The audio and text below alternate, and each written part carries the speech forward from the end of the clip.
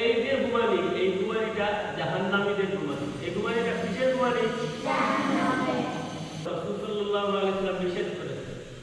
কুকুর হয়ে ঘুমানোটা রাসূল সাল্লাল্লাহু আলাইহি ওয়াসাল্লাম কি করেছেন? নিষেধ করেছেন। আর এইভাবে কুকুর করে আল্লাহ তাআলা জাহান্নামে মানুষদেরকে নিক্ষেপ করবেন। এজন্য কুকুর হয়ে শোয়া জাহান্নামীদের শোয়া। সঠিক তরিকায় ঘুমাতে হলে প্রথমে বিছনায় যখন আমরা আসবো তখন বিছনাটা আমরা পরিষ্কার করব, বিছনা ঝাড়ু দিয়ে।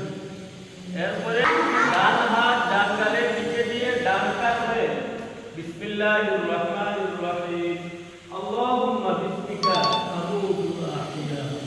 আমরা আজকে শিখলাম কিভাবে সুন্নত তরিকায় ঘুমাতে হয় আর কিভাবে শোয়া ঠিক নয়, আমরা শিখলাম। আমরা অন্য মানুষদেরকেও